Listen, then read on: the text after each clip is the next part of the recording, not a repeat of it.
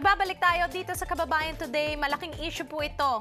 Americanized or the Americanization of the Filipino. So let's ask our panelists, how have Filipino-Americans created hybrid identities historically? Kasi marami tayong mga lugar dito or sa buong mundo na maraming mga Pilipino, di ba? Little pockets of a very Filipino community. So let's open that up to the panel. How have we sort of done that historically?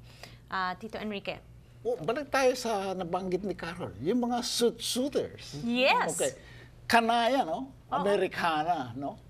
Hindi yan Filipino, no? But it was distinctively, at the time, it was distinctively, I mean, that was not America, you're a suitor, you know.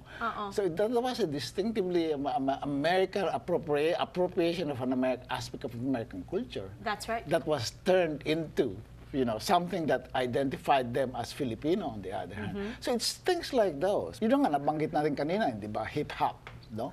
But it's very tricky because the zoot suits were Chicano. That's right. No. Oh, they were Filipino. That's right, another topic. but that's where it gets very like tricky, right? Exactly. Like and it is that's always yeah. like it's, you know, we're not walking around.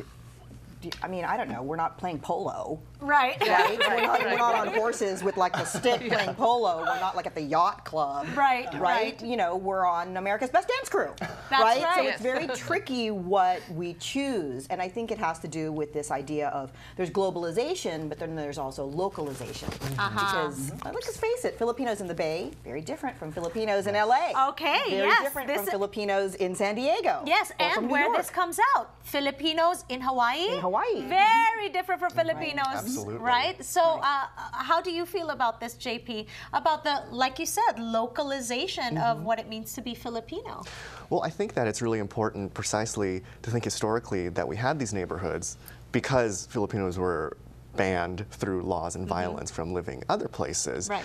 And so that being said, indeed, there's always that taking on of the local contexts and whatnot. And what is interesting, looking more in the present era, is thinking about how those identities take place with multiracial families and the rise of multi-ethnic, multiracial Filipino-Americans. Right, like Mexipinos. Absolutely. Right? Or, you know, I mean, I'm Swiss Filipina. What does that mean, you know? So it's always this sort of tangible, and it really is hard to define.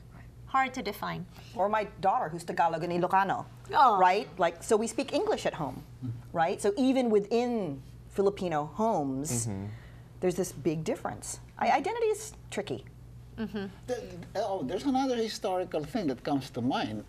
Very early in the 1920s and early 30s, the Filipino Federation of America, the Moncadistas, okay, they would hold parades.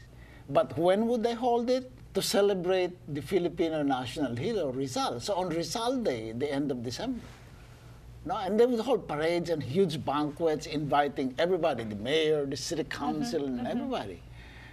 And this is when they would put also their culture on display as the Filipinos, right? Yeah. But doing it in America, in Los Angeles. So yeah. Well, I think because we come from this archipelago, 7,107 islands, depending on high and low tide, we're all from, you know, we're all from different regions, and that makes us segregated within our own community. Diba? Ang mga Ilocano, ibang-iba yung ano naman nila sensibility sa mga, you know, taga Batangas o Visayan, diba? So how do we sort of find this unity among our people to represent a united front? That's a very difficult question. I'll bring you back now to the 70s during the Marcos years, which divided the Filipino community everywhere. We were part of the anti-martial law movement in Los Angeles. And every June 12, we would fight for who gets to celebrate that day.